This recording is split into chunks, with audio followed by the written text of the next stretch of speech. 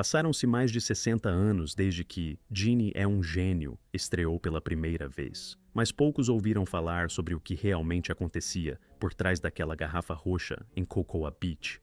A série estreou na NBC em 18 de setembro de 1965 e apresentou ao mundo o capitão, depois major, Tony Nelson, um astronauta interpretado por Larry Hagman, e a gênia Ginny, vivida por Barbara Eden, uma mulher de 2000 anos que passa a viver na casa dele depois de ser libertada de sua garrafa.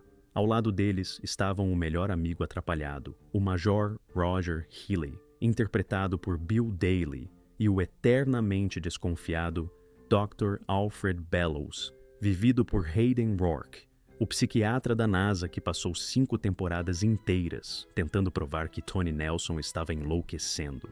O que foi ao ar era estranho o suficiente. Uma mulher com poderes ilimitados que insistia em chamar um piloto da Força Aérea de amo. Mas o que aconteceu nos bastidores? Isso foi, de longe, ainda mais estranho. E hoje vamos contar 15 fatos estranhos sobre Ginny é um gênio que você provavelmente nunca soube.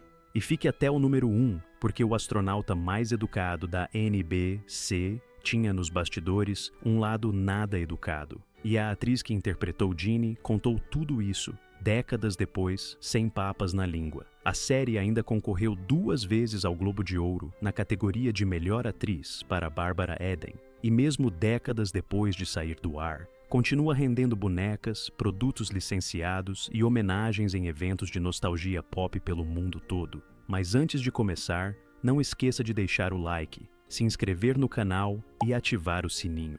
Isso ajuda o YouTube a mostrar esse conteúdo para mais fãs de TV, clássica como você.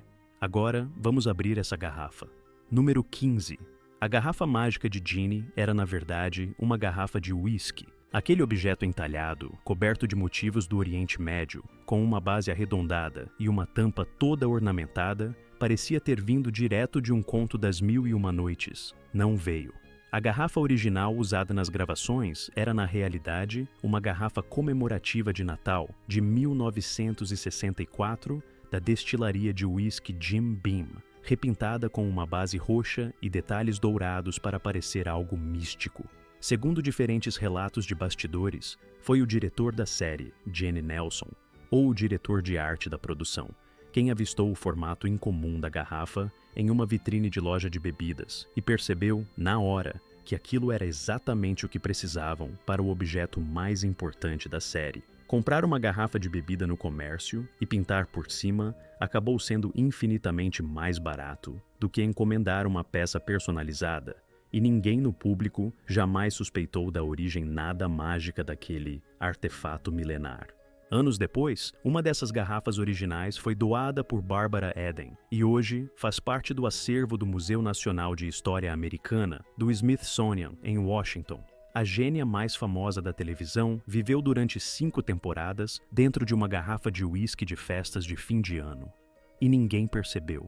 E o mais curioso é que, segundo colecionadores e sites especializados em memorabilia de TV, mais de uma garrafa foi usada ao longo da produção, já que peças de vidro pintado quebram com facilidade em um set com equipe indo e vindo o dia inteiro. Isso significa que o interior, único e milenar, da garrafa de Ginny, na verdade, precisou ser repintado, substituído e remontado várias vezes ao longo dos 5 anos de gravação, sempre que uma unidade se perdia, rachava ou simplesmente sumia entre um episódio e outro.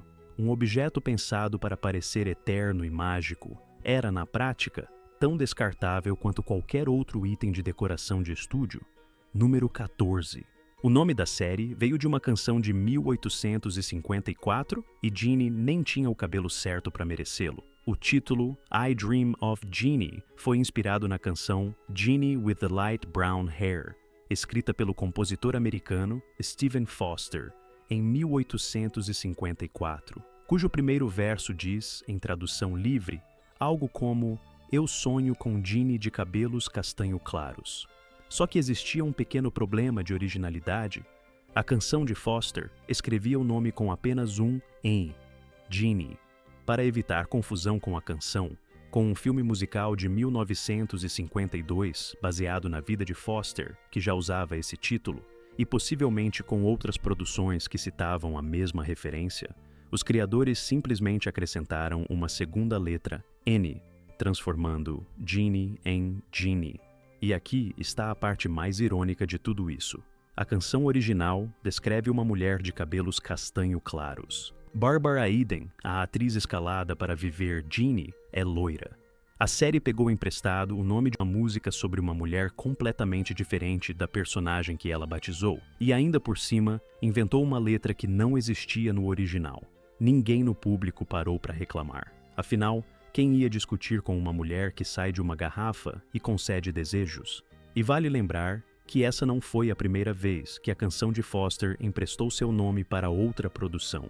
Quase 15 anos antes, um filme musical biográfico sobre a vida do próprio compositor já havia usado o título I Dream of Jeannie, com apenas um N para contar a história por trás da composição original. A televisão simplesmente pegou uma referência que já circulava havia mais de um século, deu uma letra extra para ela e transformou tudo em uma sitcom sobre um astronauta e uma gênia. Se Stephen Foster estivesse vivo para ver o resultado, provavelmente acharia estranho o quanto sua canção romântica sobre saudade virou sinônimo de confusão doméstica em Cocoa Beach. Número 13. Emmeline Henry quase não existiu como Amanda Bellows, porque, tecnicamente, ela já tinha aparecido na série como outra pessoa. Quando pensamos em Amanda Bellows, a esposa gentil e completamente alheia às loucuras que cercavam o marido, imaginamos uma atriz que sempre esteve ali desde o início. Não foi bem assim.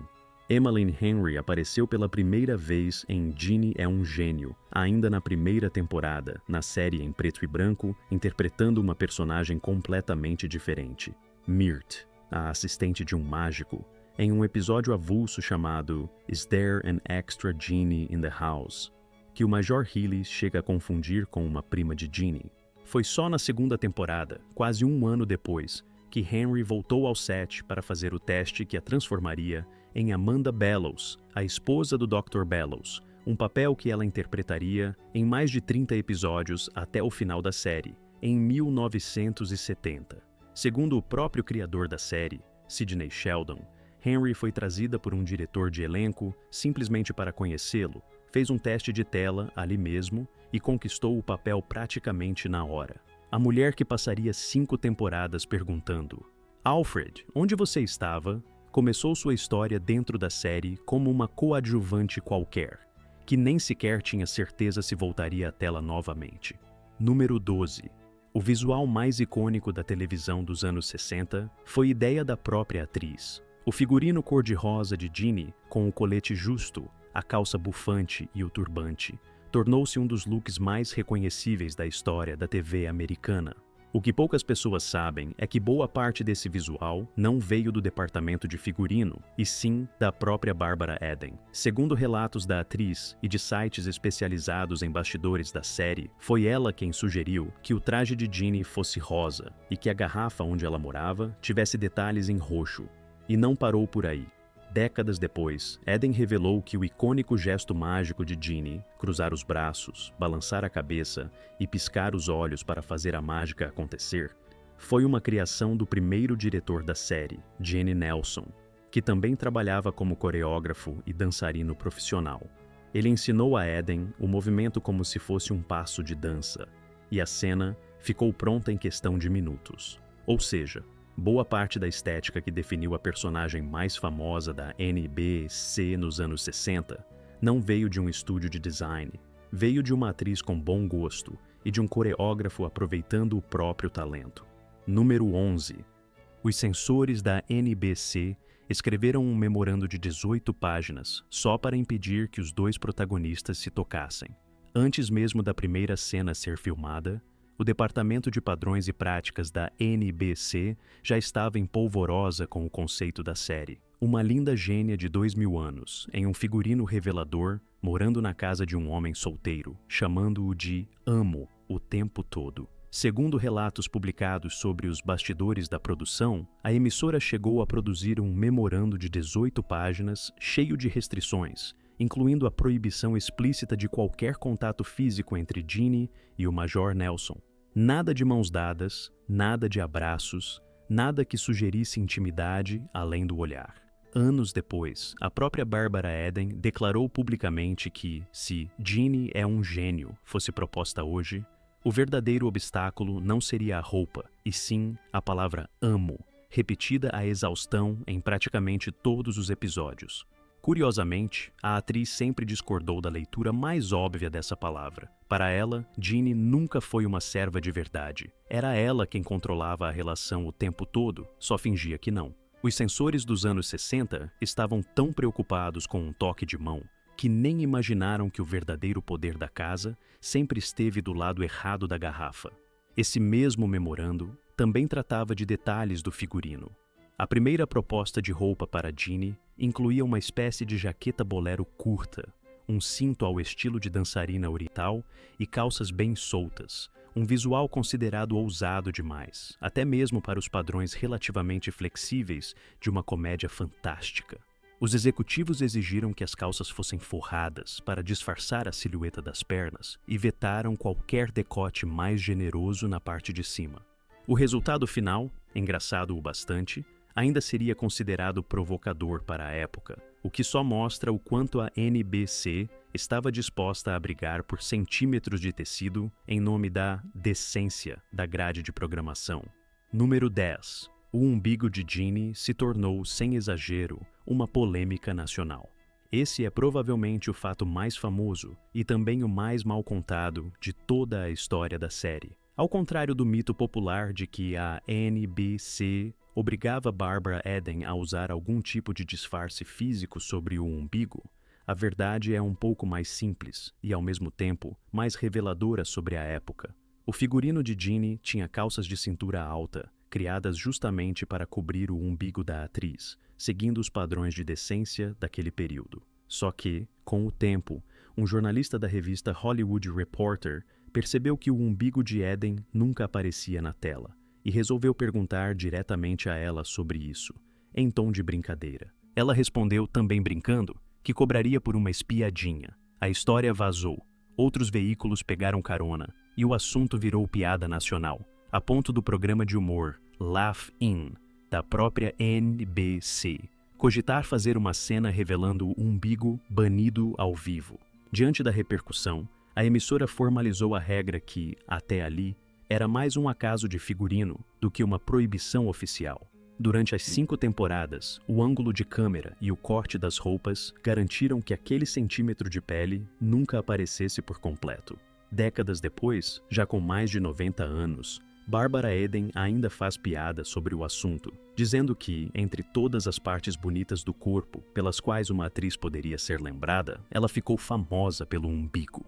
Curiosamente, pesquisadores que revisitaram episódios das últimas temporadas notaram que, em algumas cenas de ação mais dinâmicas, o figurino se movia o suficiente para deixar o umbigo escapar por uma fração de segundo, um deslize que passava despercebido na exibição ao vivo dos anos 60, mas que se tornou material de curiosidade décadas depois, quando fãs passaram a assistir aos episódios quadro a quadro em vídeo doméstico e, mais tarde, em streaming, ou seja, a regra que virou lenda urbana nunca foi 100% cumprida à risca, mesmo com todo o esforço da produção.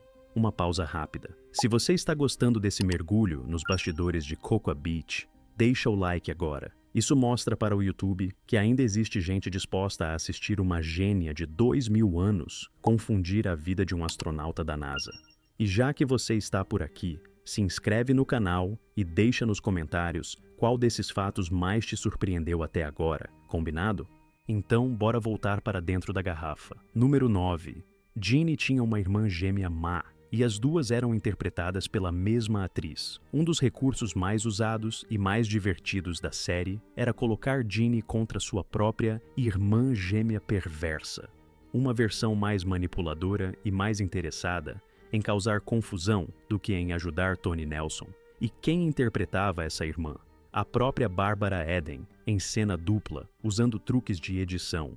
decupagem cuidadosa e closes filmados em momentos diferentes para dar a impressão de que as duas gêmeas estavam realmente no mesmo cômodo, discutindo, se irritando e, em alguns episódios, até puxando o cabelo uma da outra. A própria atriz, em entrevistas ao longo dos anos, revelou que interpretar a irmã Ma era um dos momentos mais divertidos de gravar a série, justamente por poder abandonar a doçura de Ginny e liberar um lado mais debochado e egoísta. É um daqueles casos em que o trabalho técnico da produção, muito antes de qualquer efeito digital, criava algo que parecia simples na tela, mas exigia paciência, marcação exata de posição e muita repetição de cena atrás das câmeras. Cada cena com as duas gêmeas em quadro exigia que Eden gravasse sua fala olhando para uma marca fixa no chão, trocasse de figurino e maquiagem e depois voltasse ao mesmo ponto para gravar a réplica como a outra personagem, um processo lento que podia multiplicar por 2 ou 3 vezes o tempo normal de gravação de uma cena simples. Ainda assim, o resultado convencia tão bem o público que muitos espectadores mais jovens, assistindo décadas depois em reprises, juravam que existiam de fato 2 atrizes gêmeas no elenco. Número 8. O gênio malvado que tentou roubar Ginny do Major Nelson era, na vida real, o marido dela. Prepare-se para essa ironia mais deliciosa dessa lista. Na segunda temporada, um personagem chamado Blue Jean aparece como o vilão original da mitologia da série. Foi ele quem, 2000 anos antes, aprisionou Ginny dentro da garrafa por ela ter recusado se casar com ele. O ator escolhido para viver esse gênio ciumento e vingativo foi Michael Ansara, que voltaria à série em mais 2 ocasiões, interpretando o rei Kamehameha do Havaí, e depois um oficial da Força Aérea. Só que existe um detalhe e tanto por trás das câmeras. Michael Ansara já era, havia anos, marido de Barbara Eden na vida real. Os dois haviam se casado em 1958 e permaneceriam juntos até 1974. E tiveram um filho, Matthew, nascido justamente durante as gravações da primeira temporada da série. Ou seja, o vilão que passa o episódio inteiro tentando reconquistar Ginny estava, tecnicamente, apenas tentando reconquistar sua própria esposa, algo que provavelmente nenhum roteirista havia planejado quando escreveu a cena.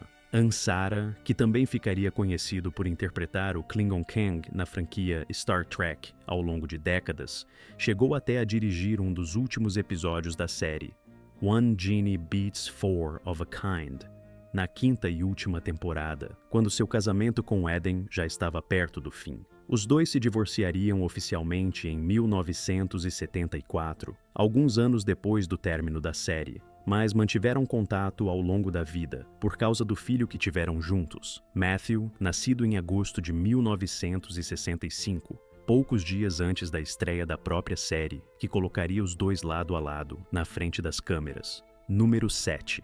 A primeira temporada foi filmada em preto e branco, e ninguém, nem mesmo essa estrela da série, concorda totalmente sobre o motivo. A versão oficial, contada por décadas em livros e sites especializados sobre a produção, é que a Screen Gems, produtora responsável pela série, tinha sérias dúvidas sobre se a NBC renovaria Ginny é um Gênio para uma segunda temporada, e preferiu não gastar dinheiro extra filmando em cores, algo que talvez nunca fosse ao ar de novo. Só que, em uma entrevista concedida décadas depois, para celebrar um aniversário redondo da série, Barbara Eden ofereceu uma explicação bem mais pessoal. Segundo ela, os primeiros episódios foram gravados enquanto ela estava grávida do seu único filho, e ela acredita que a produção temia que algo acontecesse com ela durante a gestação, o que tornaria um desperdício qualquer investimento extra em cores. Sejam quais forem os verdadeiros bastidores dessa decisão, o fato é que os 30 episódios da primeira temporada foram gravados inteiramente em preto e branco, e o primeiro episódio colorido só foi ao ar em dezembro de 1965, cerca de 3 meses depois da estreia. A partir da segunda temporada, a série passou a ser produzida integralmente em cores, e essa fase inicial em preto e branco só foi colorizada digitalmente décadas depois, para o lançamento em DVD. Vale lembrar que 1966, o ano em que a série migrou para as cores, também foi o momento em que praticamente toda a programação de horário nobre americana estava fazendo a mesma transição. Então, mesmo que a Screen Gems tivesse decidido investir em cores desde o início, a diferença de custo em relação às concorrentes já estava diminuindo rapidamente. Em outras palavras, a decisão que parecia arriscada em 1965 já estava, um ano depois, completamente ultrapassada pelo resto da indústria. Número 6. Uma acrobacia simples entre os dois protagonistas terminou com um dente quebrado. Nem tudo era mágica e efeitos especiais nos bastidores. Segundo Barbara Eden, havia uma cena em que ela precisava pular no ar e cair sentada no sofá, exatamente ao lado de Larry Hagman, apoiando a mão no queixo dele em um gesto carinhoso. Os dois ensaiaram a sequência várias vezes e tudo saiu perfeitamente. O problema foi na hora de gravar de verdade. Eden calculou mal a distância e acabou caindo com força sobre o joelho de Hagman em vez do sofá. O resultado foi sangue, dor e um dente rachado da atriz, ali mesmo, na frente de toda a equipe. Segundo ela mesma contou depois, em tom de humor, foi horrível, sangue por todo lado, e a produção nunca mais tentou repetir aquele tipo de acrobacia física entre os dois atores. É um detalhe pequeno, quase invisível para quem assiste aos episódios hoje, mas que mostra como, por trás de cada piscadela mágica e cada gesto gracioso de Ginny, existia um elenco fazendo acrobacias reais, sem rede de proteção digital, sem repetição infinita em pós-produção, só confiança e sorte. Número 5. Larry Hagman tinha explosões de temperamento que iam muito além de reclamar do roteiro.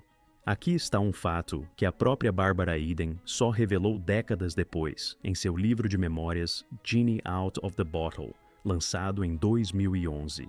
Segundo a atriz, Larry Hagman, ainda no início de sua carreira, vivia frustrado com o rumo do seu personagem e com scripts que considerava fracos, e reagia a isso de formas bem incomuns para os padrões de um estúdio de televisão. Em determinadas ocasiões, quando não gostava de um roteiro, sua resposta era simplesmente vomitar no cenário, na frente de toda a equipe. Em outro episódio ainda mais extremo, ele teria urinado sobre partes do set, incluindo móveis, durante um acesso de raiva. Quando questionado sobre esses relatos por um veículo de entretenimento, décadas depois, o próprio Hagman confirmou que a versão de Eden estava absolutamente correta, mas afirmou que havia mudado profundamente como pessoa desde então. Apesar de tudo isso, Barbara Eden nunca deixou de defender o colega quando o estúdio cogitou substituí-lo, e os dois mantiveram uma amizade sólida pelo resto da vida, reencontrando-se anos depois quando ela participou de alguns episódios de Dallas, a série que transformaria Hagman em um dos vilões mais famosos da televisão, no papel de Joe Arrow Ewing. Em suas próprias memórias, publicadas anos depois, Hagman jamais negou ter enfrentado problemas sérios com álcool e outras substâncias durante boa parte da carreira, incluindo o período de Ginny é um gênio, e reconheceu publicamente o quanto isso afetou seu comportamento no set. Anos mais tarde, já sóbrio e recuperado de um transplante de fígado realizado em 1995, ele voltaria a trabalhar ao lado de Barbara Eden como se nada daquilo tivesse acontecido, provando que, apesar de todo o caos nos bastidores, a parceria entre os dois sobreviveu há décadas. Número 4. Um executivo da rede forçou o casamento dos protagonistas, mesmo sabendo que isso poderia acabar com a série. Durante o quarto ano de Ginny é um gênio, quando a renovação para uma quinta temporada ainda não estava garantida, o executivo da NBC, responsável pela programação, Mort Werner, ligou diretamente para o criador da série, Sidney Sheldon, e deu um ultimato. Só haveria mais uma temporada se Ginny e Tony Nelson finalmente se casassem na trama. Sheldon tentou argumentar que isso destruiria o motor cômico da série, já que toda a graça de Ginny é um gênio vinha justamente da tensão sexual não resolvida entre os dois personagens. Segundo o próprio Sheldon relatou mais tarde em suas memórias, o executivo não quis saber de argumentos, e a produção não teve escolha a não ser seguir em frente. O elenco também se opôs à ideia. Tanto Eden quanto Hagman declararam publicamente, décadas depois, que sabiam que aquele casamento acabaria com a série. O casamento foi filmado no Cabo Kennedy, com direito a convidados reais da Força Aérea Americana no set, e foi ao ar em dezembro de 1969. Como previsto pelo próprio elenco, a audiência despencou logo depois, e Ginny é um Gênio foi cancelada ao final daquela quinta temporada, encerrando a trajetória em 26 de maio de 1970, exatamente como todos ali dentro já esperavam que aconteceria. Para piorar a situação do ponto de vista narrativo, a própria série já tinha estabelecido, em episódios anteriores, que se Ginny um dia se casasse com um mortal, perderia todos os seus poderes mágicos, uma regra que o roteiro do casamento simplesmente decidiu ignorar, quebrando a própria lógica interna que a produção havia construído ao longo de anos. Sidney Sheldon resumiria o episódio décadas depois, em suas memórias, com uma frase direta. O executivo tinha pegado um sucesso de audiência e, com uma única decisão, destruído aquilo que fazia a série funcionar. Número 3. Antes do casamento de verdade, a emissora organizou um casamento falso, só para os jornalistas. Como se a pressão em cima do casamento dos personagens já não fosse suficiente, o departamento de publicidade da NBC decidiu bolar uma estratégia adicional. Cerca de uma semana antes da exibição do episódio do casamento, foi organizada uma cerimônia falsa, com Barbara Eden e Larry Hagman vestidos como os personagens, para receber jornalistas de veículos de todo o país, como se fosse um evento real. A ideia era gerar cobertura de imprensa e aumentar a expectativa em torno do episódio de verdade. O resultado, segundo relatos da época, foi praticamente o oposto. Muitos jornalistas e depois, muitos espectadores perceberam o quanto aquilo soava artificial e forçado, o que só reforçou a sensação de que a produção estava tentando espremer ao máximo uma decisão criativa que ninguém, nem mesmo os protagonistas, realmente queria. A brincadeira envolvendo o casamento ainda rendeu outra situação estranha dentro da própria trama, como, segundo as regras estabelecidas pela série, gênios não podem ser fotografados. Ginny precisou usar um manequim no lugar dela mesma nas fotos oficiais do casamento, o que gerou uma cena cômica, mas também, sem querer, um símbolo perfeito de como todo aquele evento era, literalmente, uma encenação vazia. Número 2. Mesmo cancelada abruptamente, a série nunca realmente saiu do ar. Depois do final em 1970, Ginny é um Gênio poderia facilmente ter desaparecido como tantas outras séries dos anos 60. Não foi isso que aconteceu. As reprises da série se tornaram um sucesso duradouro em emissoras locais e, mais tarde, em canais voltados para clássicos, chegando a superar, em algumas praças, a audiência de séries que estavam sendo exibidas ao vivo naquele mesmo horário, algo raro para reprises da época. A popularidade da série rendeu bonecas licenciadas, produtos e até 2 telefilmes de reunião do elenco original: I Dream of Jeannie, 15 Years Later, em 1985, e I Still Dream of Jeannie, em 1991, ambos com Barbara Eden reprisando o papel de Ginny, e o primeiro contando novamente com Hayden Rourke como Dr. Bellows. Décadas depois, já em seus 90 anos, Barbara Eden continuou aparecendo publicamente com o icônico figurino rosa, recriando o gesto de cruzar os braços e piscar em eventos e homenagens, provando que aquele amo repetido à exaustão nunca deixou de fazer parte da cultura pop americana. Uma série que os próprios executivos da emissora quase destruíram na tela, continuou, fora dela, praticamente impossível de apagar. Número 1. O astronauta mais gentil da televisão americana escondia um lado bem menos gentil atrás das câmeras. E chegamos ao fato que prometemos lá no início. Larry Hagman, o ator que deu vida ao educadíssimo Major Tony Nelson, aquele oficial da Força Aérea sempre tentando manter a compostura em meio ao caos causado por Ginny, era, segundo o relato da própria Barbara Eden em suas memórias, um verdadeiro terremoto nos bastidores. Além dos episódios já mencionados de vômito e urina no set, Eden descreveu Hagman como alguém que começava o dia bebendo grandes quantidades de champanhe no próprio camarim e que, entre uma cena e outra, se isolava para fumar maconha. Tudo, segundo ela relatou com ironia, em nome de manter a calma e a serenidade. Em outro episódio digno de filme, um grupo de freiras visitou o set em um dia de gravação. e Hagman resolveu assustá-las, brandindo um machado e soltando palavrões em sequência, até deixá-las visivelmente perturbadas. A equipe de produção chegou a recomendar que ele procurasse ajuda profissional, e havia até rumores internos de substituí-lo no papel, ideia que a própria Barbara Eden ajudou a barrar. Apesar de tudo, quando as câmeras ligavam, Hagman entregava, cena após cena, um dos trabalhos mais consistentes e cativantes da televisão daquela década, o que só torna o contraste entre o personagem impecável e o ator imprevisível ainda mais impressionante.